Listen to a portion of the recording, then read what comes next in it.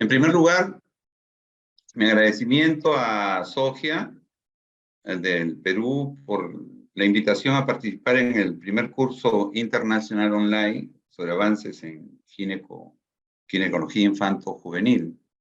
El tema que me han pedido que hable es sobre anticoncepción, un tema que es sumamente importante, sobre todo teniendo en consideración que muchas veces nosotros nos resistimos como profesionales a brindar la anticoncepción porque son adolescentes, porque de repente nuestras normas aparentemente pensamos que no lo permiten. En Perú se permite dar anticoncepción en adolescentes. Esto quiero aclarar, desde el año 2016 en la norma técnica de planificación familiar está clarísimo que el adolescente puede acceder y todos podemos brindar sin necesidad de ir acompañado de una persona adulta o responsable de ellos a partir de los 14 años para adelante, ¿no? Entonces, mi presentación declaro primero no tener ningún conflicto de interés con esta presentación. Estos son los temas que trataré, unas consideraciones previas que me parecen sumamente importantes, más aún que hace pocos días se ha hecho, en mayo, se ha hecho la presentación de la ENDES del 2022, que tiene datos muy interesantes y algunos datos voy a tener que tocar. Luego hablaré de la anticoncepción en adolescencia ya en el punto que me han pedido y un resumen de criterios médicos de elegibilidad. En tanto, de las consideraciones previas, para decir que los métodos de larga duración reversibles, porque los irreversibles nos referimos a la ligadura de trompas, al bloqueo ovario o a la vasectomía, ¿no es cierto? Los métodos de larga duración reversibles son muy, muy efectivos y su eficacia depende fundamentalmente porque están colocados ya puestos en el cuerpo y no depende del uso que tenga que dar la usuaria o de la adherencia que tenga este método. En general diría yo que son bastante bien tolerados. Los efectos adversos los podemos manejar. Son más costo efectivos que los orales no combinados o que los de corta duración. Requieren generalmente tener una buena consejería para poderlos brindar.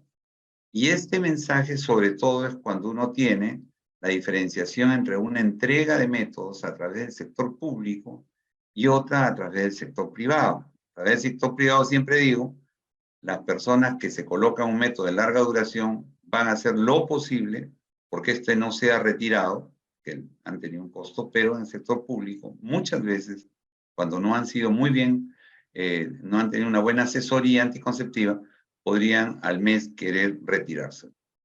De hecho, que en algunos casos las irregularidades del sangrado se van a presentar y esto hay que estar preparado para manejar. En general, los dispositivos intrauterinos de diferente tipo, con cobre, con adiciones de plata, diferentes formas, y los implantes, hay varios tipos de implantes en nuestro país. En Perú tenemos el implante de un solo implante, o el de 2 implantes. De un solo implante tiene un gestágeno, ¿no es cierto?, que tiene etonogestrel, que deriva del desogestrel, y el implante, dos implantes, conocido como Yadel, tiene el levonorgestrel. En los dispositivos intrauterinos tenemos diferentes tipos, formas. Los que tenemos ahora en acceso en el Ministerio de Salud, en la mezcla anticonceptiva del país, son la T de cobre y tenemos el SIU, el sistema intrauterino, que tiene un dispositivo un poco más pequeño, pero que contiene una hormona que es del levonorgestrel. Eso es, y se entrega en forma gratuita en el sector público, ¿cierto? Y en el sector privado, en caso del implante, tenemos el Nexplanon, en el sector público también tenemos el implante, el sector público es el Nexplanon. Y en el sector privado tenemos el Nexplanon también, pero también tenemos el Yadel. Esto es lo que nos ha entregado la ENDES recientemente. Ustedes pueden ver cómo es el porcentaje de mujeres en unión usando algún método de planificación familiar desde hace muchos años. Casi es parecido. Y aparentemente nosotros podríamos tener la la percepción de que en Perú tenemos una prevalencia de métodos de más del 70%. No es así.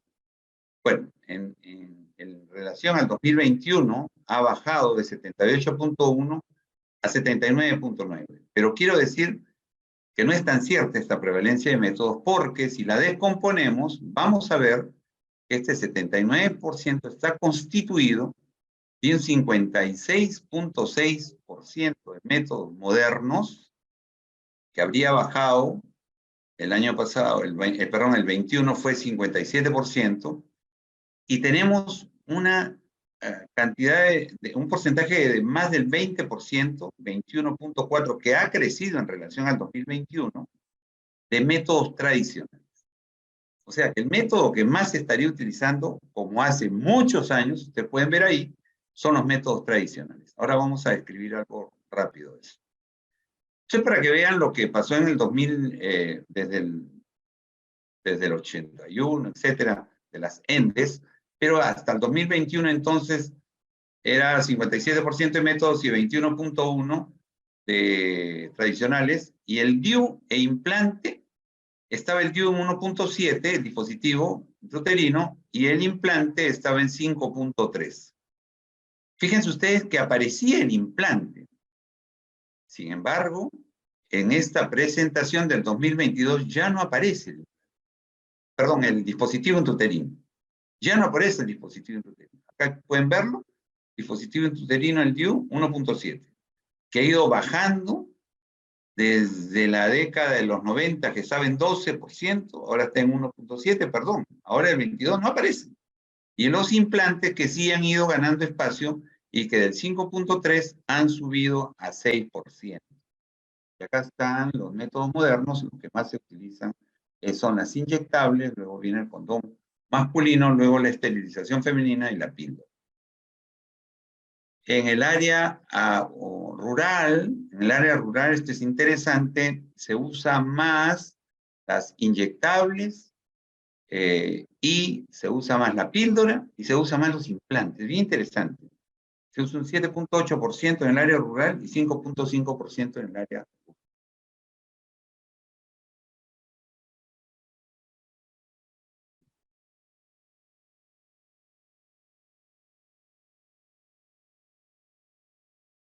Miren ustedes lo de la abstinencia, sobre el 20%.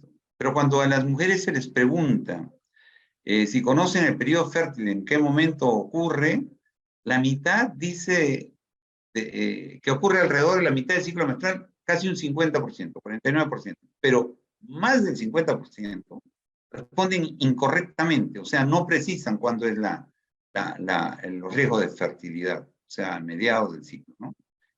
Y por eso es que utilizan más o menos, en la mayoría, abstinencia periódica, luego el retiro y otros métodos folclóricos. Eso hace un porcentaje mayor de 20, que esta vez ha crecido en relación al 2021. Es bien interesante. Miren ustedes la efectividad, solamente para recordarles que evidentemente los métodos tradicionales, lo último que prevalece en el país, es lo menos efectivo, es lo menos efectivo. Los métodos de corta duración estarían intermedios, pero los de mayor efectividad son los métodos de larga duración reversibles y los que no son reversibles, son los de mayor efectividad.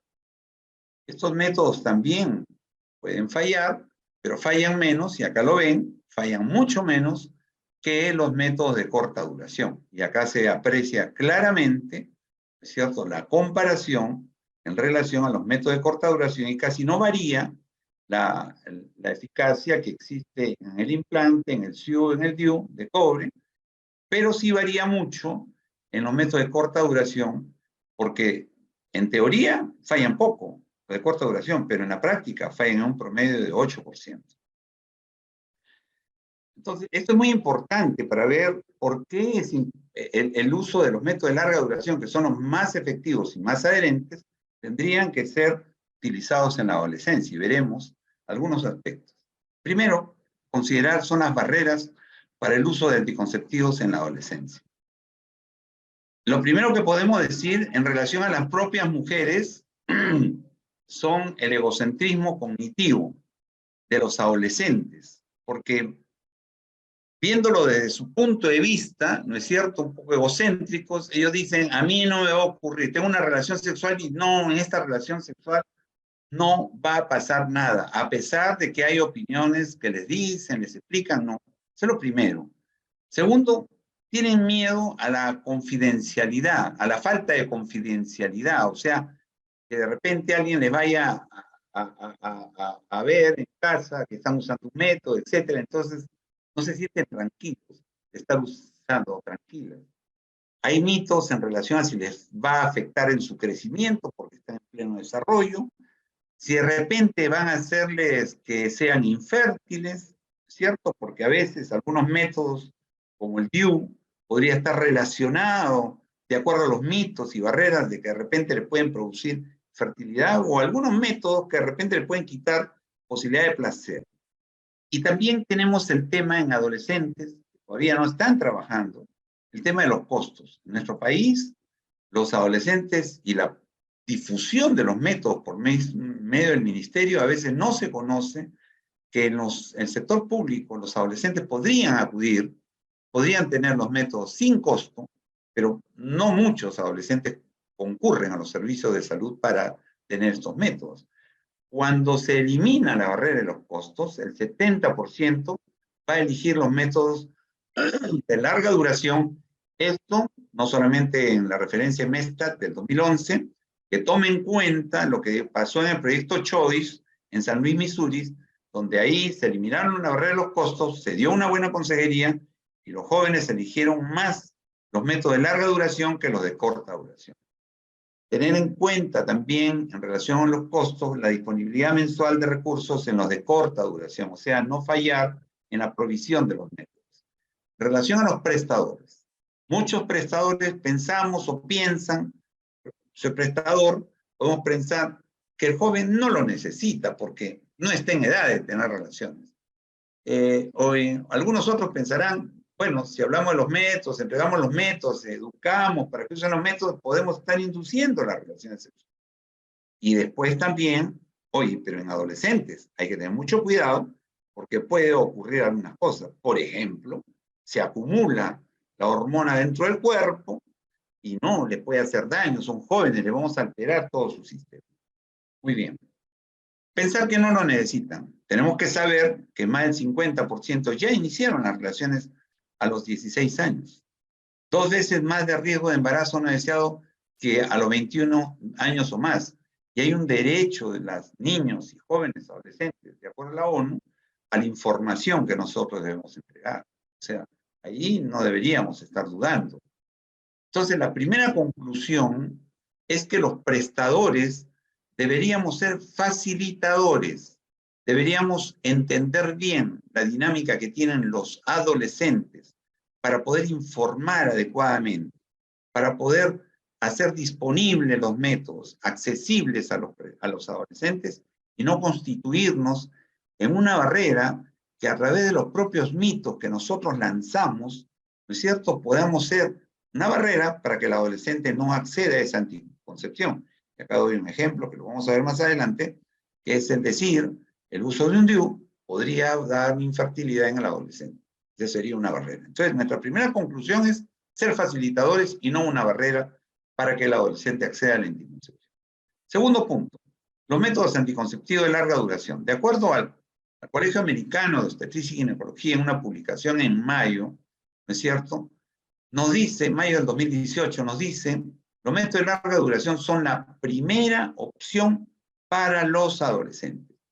Hay una comunicación, la número 735, Comité de Opinión, donde se señala que los métodos de larga duración son de alta eficacia, alta tasa de continuación y alta satisfacción comparados con los métodos de corta duración, y ese debería ser los métodos que deberían utilizar los adolescentes, porque realmente ellos son los que podrían prevenir de un embarazo no planeado.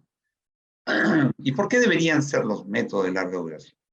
Primero, porque hay expectativas a largo plazo. Para empezar, las adolescentes latinoamericanas ya han cambiado en relación a la mujer de los años 50, 60, Y ahora, en este siglo XXI, ya no quieren tener 5 hijos, 4 hijos, entonces quieren tener en promedio 2 a 3 hijos. Y acá pueden ver el promedio ideal de hijos en los diferentes países, incluso ahora en la ENDES del 22 ha bajado el porcentaje ideal de los hijos, ha vuelto a bajar. Entonces, en eso no hay duda, que la expectativa de hijos es menor que antes.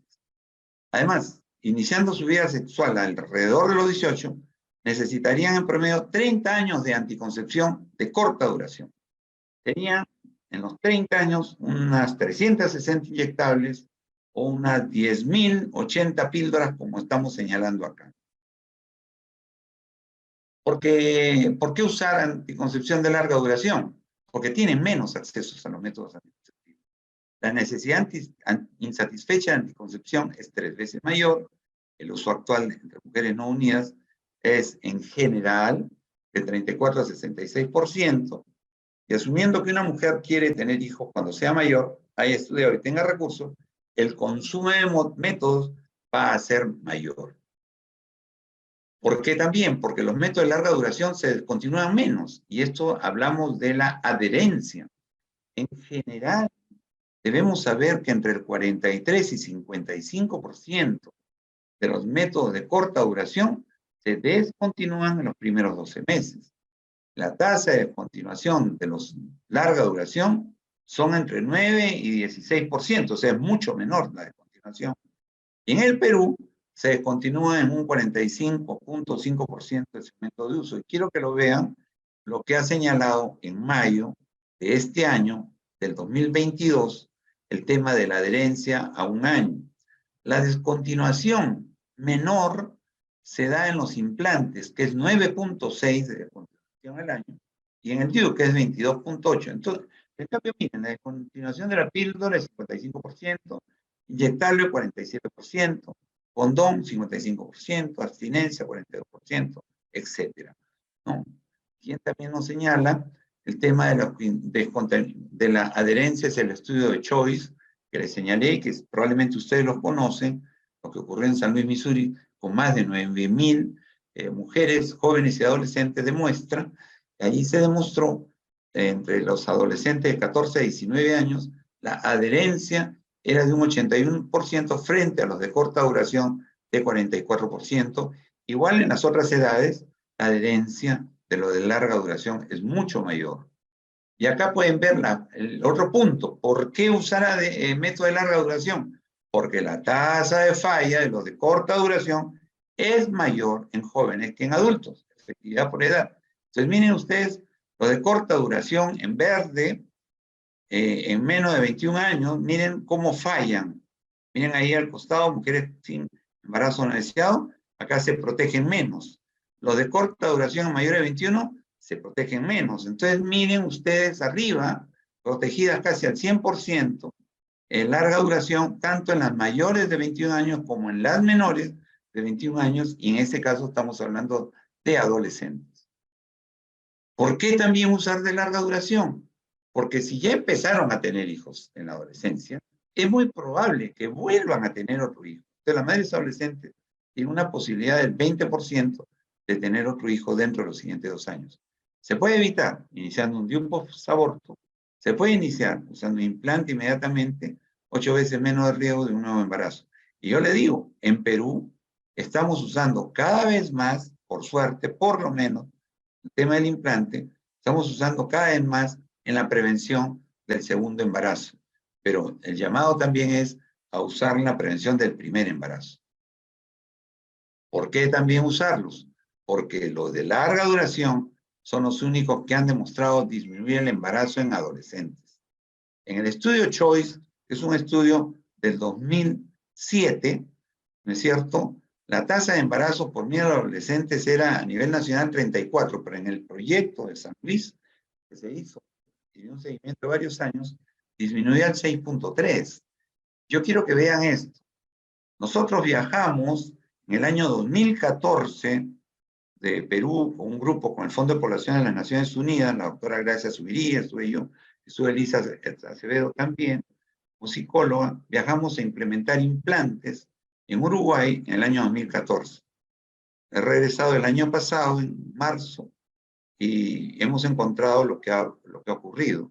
La caída de la cantidad de embarazos en adolescentes es bárbaro. Miren ustedes acá esta publicación del año pasado, de marzo del 2022, la caída de la maternidad adolescente y muy joven, y se dice, es la generación que accedió a los implantes anticonceptivos subdérmicos. Allá en Uruguay se usó el de dos implantes.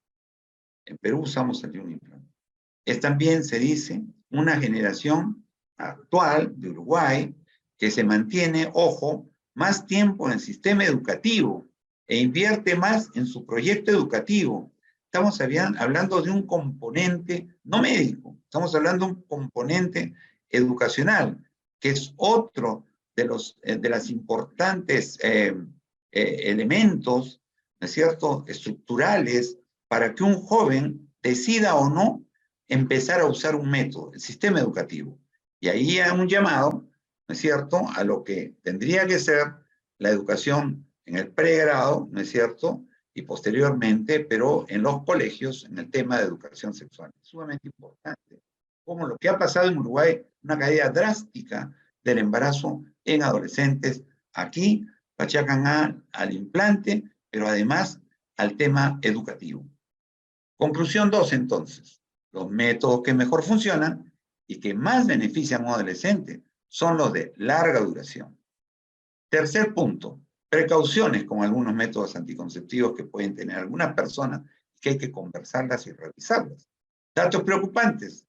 50% de los pediatras favorecen la abstinencia como el mejor método anticonceptivo en los adolescentes, por favor. La abstinencia, saben que no.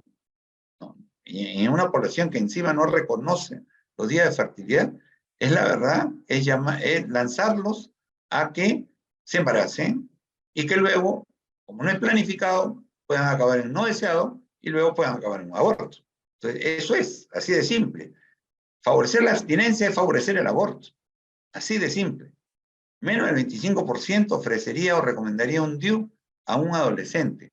Y por muchas cosas, como porque les puede hacer daño, les puede producir infertilidad. Y tan es así que TAN dice, menos del 65% de médicos residentes de ginecología del último año recomendaría un DIU a una adolescente. El dispositivo intrauterino es seguro en adolescentes, no aumenta el riesgo de infertilidad en adolescentes. Se puede insertar con facilidad en la mayoría de adolescentes y mujeres nulíparas.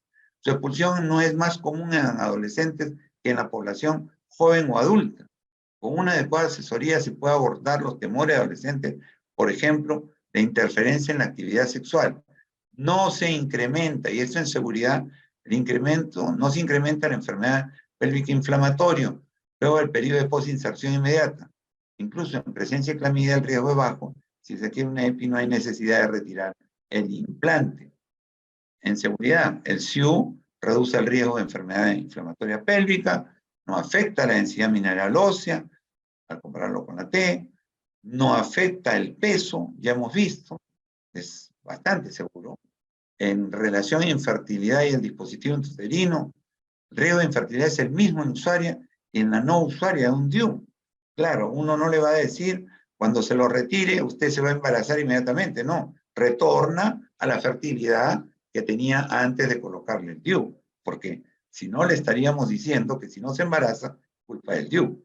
La infertilidad tubaria se relaciona con infección por clamidia, no con el DIU. Se relaciona con relaciones de riesgo de infecciones de transmisión sexual o de ETS, ¿no es cierto? O con el riesgo de clamidias. El DIU no aumenta el riesgo de adquirir clamidia, no la aumenta. Y el retorno a fertilidad previa es inmediato. La inserción se puede insertar con facilidad en la mayoría de adolescentes y mujeres nulíparas. 86% refieren dolor, hay que manejarlo. La tasa de inserción fallida pudiera ser mayor, es baja. Puede mejorar con AINES, con bloqueo paracervical, el misoprostol, en varios trabajos.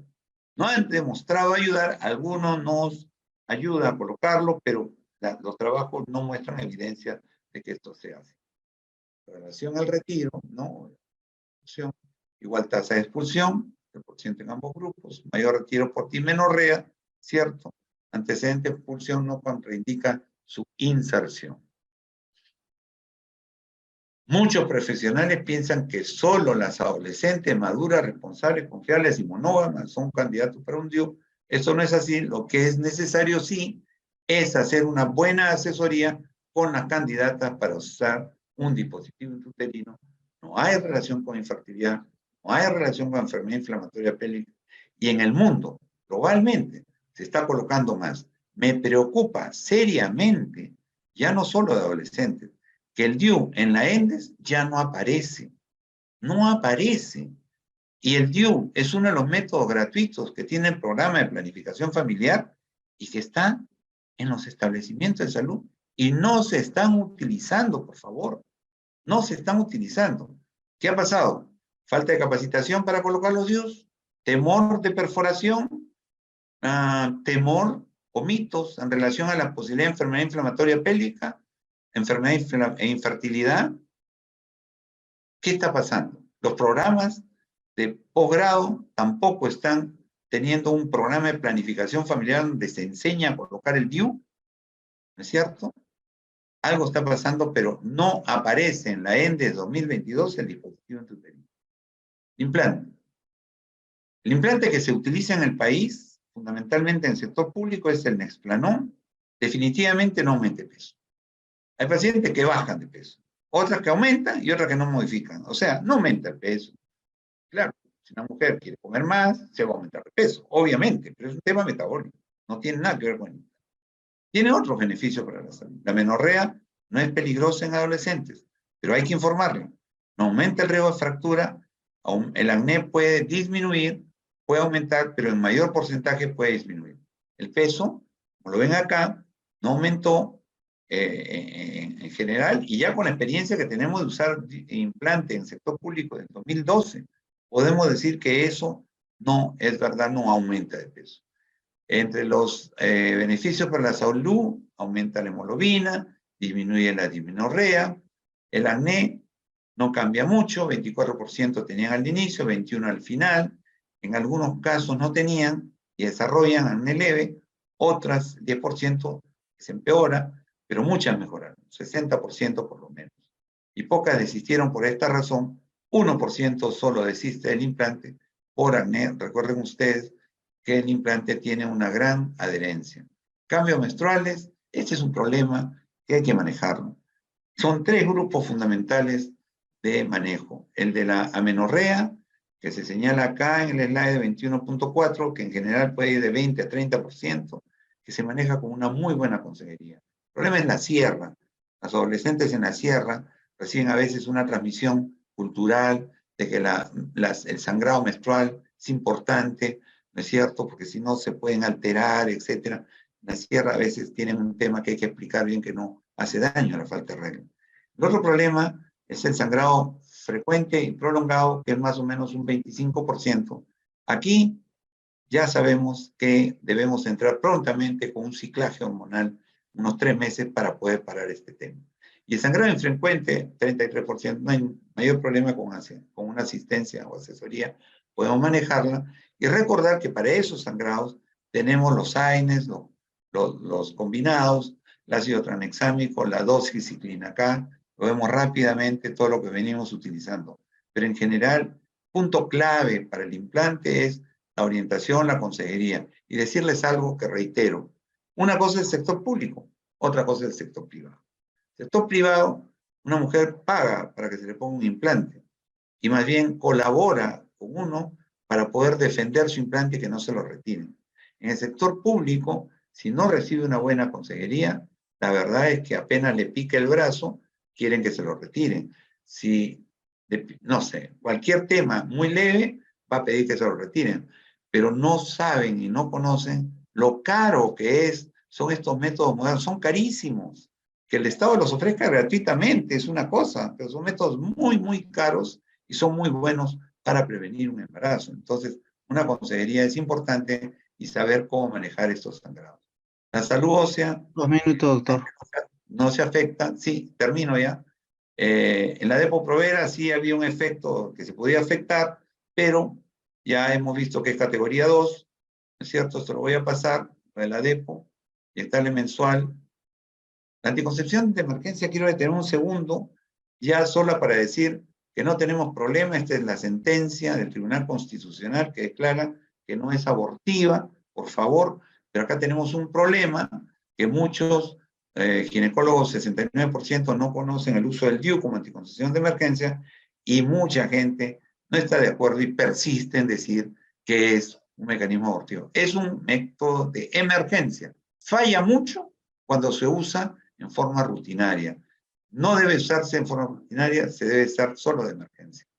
Conclusión 3, entonces, los adolescentes pueden utilizar cualquiera de los métodos anticonceptivos por el tiempo que los necesiten sin riesgo a su salud. El último punto, solo para recomendar, es que por favor revisen, ¿no es cierto?, los criterios médicos de elegibilidad.